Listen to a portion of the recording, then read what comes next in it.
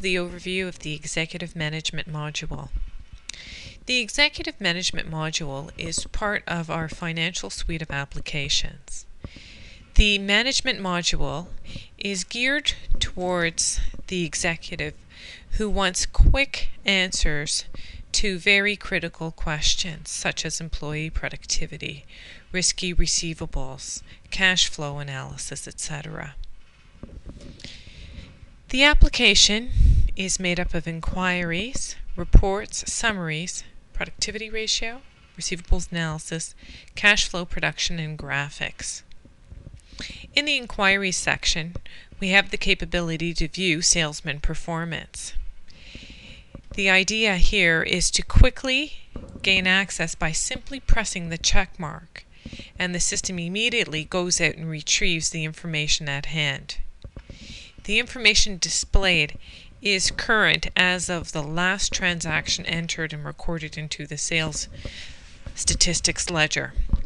In this situation here, we see by salesperson Walsh, Peterson, Moncler, Rodriguez, and Pritchard their sales, the cost of goods or the cost of sales, what the gross margin is, and what their productivity ratio is.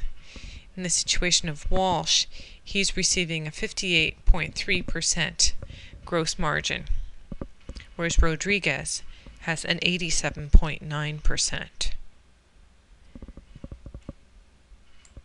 Exiting here, we can proceed to salesperson sales performance.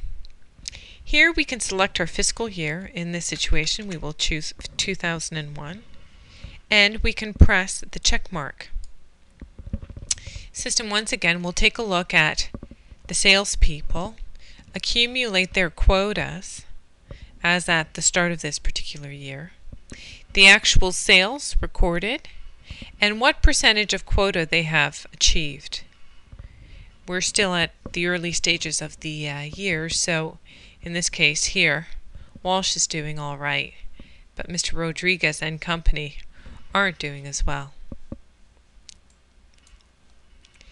The reporting section, there's a cash flow report and some financial reports, which unfortunately cannot be viewed on screen. We can only show them to you this way here. In this case here, they have access to income statement, quarterly report, monthly comparison, and the balance sheet. In the summary section, we have a very neat little area here for risky receivables. Choosing your date range, let's say we choose the 31st of December 1999, we can now have the system go through and search for all customers that have invoices issued before this date that are still unpaid. In this case, we have two invoices here from 1997 for Roberts Creek Industries. Likewise here with Tourism Toronto, we have two invoices that are unpaid. So it quickly eliminates the need to review through large amounts of paper who is over and past due and who isn't. This quickly isolates those customers that are not in the good books. Exiting that area, we'll actually look at the inventory value report.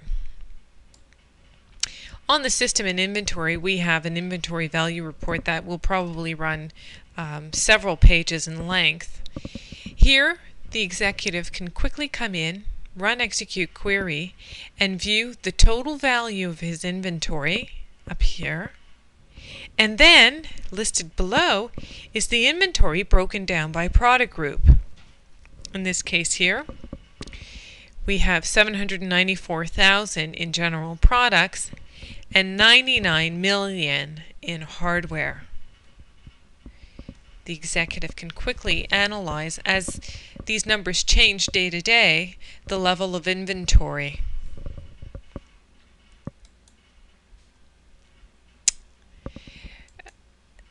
Moving to employee productivity ratio, for a given fiscal year and period, the system can calculate for each branch or company on the system what the total sales are, the number of active employees, and the average sales dollar per employee. And as I mentioned, this could be run for any fiscal year and any period. Accounts receivable analysis. Here again, the screen pops up populated with information critical to the executive. What is the current accounts receivable and what amount is sitting in the current area? 62.76% of our total receivables value is in our current receivables, while the remaining 37% is in our over 120 days. Over here, there are some statistics. The number of invoices that are in the current bucket versus the number of invoices in the over 120 days. The system also calculates the average age of the receivables, which in this situation is 371 days. Not very impressive. Cash flow projection. This system looks at data available on the software, starting with today's date, looking at the accounts receivable commitment, accounts payable commitment, any purchasing commitments we have for this particular day, payroll, and then the system will calculate the net change. The system will go forth and calculate from the 30th of January onwards, accumulating all of these variables to establish our cash balance as at the end of February or the 1st of March. In the graphics section, there's a graphics capability on the inventory value and salesperson performance. There's online help, getting started, which explains to you how to establish this module and have it operational at your facility. And that concludes the executive management overview. Thank you for your time.